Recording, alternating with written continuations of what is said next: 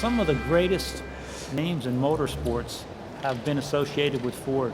When I say Dan Gurney, where does that fit?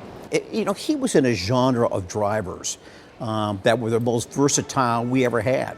I mean, he was part of the Jackie Stewarts, the Jim Clarks, the Dan Gurneys, the A.J. Foyts. They drove everything.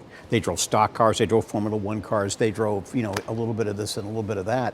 And, a man like Dan Gurney has played a very important role in the history of racing in Ford Motor Company.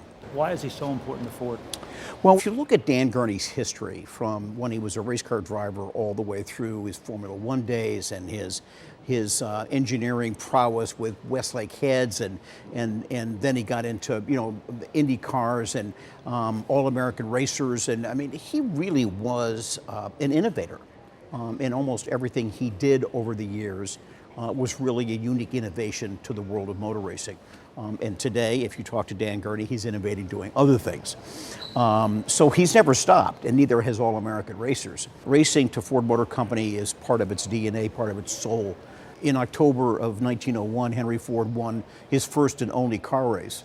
And he raised a lot of money that day after he won that race, and I am convinced that Ford Motor Company wouldn't be here today if it wasn't for that one victory that Henry Ford had in Grosse Pointe, Michigan, all those many years ago. One more question. In 1998, after the awards banquet, Jeff Gordon and I brought like 20 people to your room at 4:30 in the morning to have a drink to toast you for winning the manufacturer championship. Are you still mad at me? No, are you kidding? I remember that night like it was just yesterday. And I remember opening the door and seeing you and Jeff Gordon there going, "Why are you here at 4 o'clock in the morning?" No, it's a great part of my history in motor racing. It's a memory that gets put aside and put to the side, and every so often I bring it back and I think, that was fun. I enjoyed that.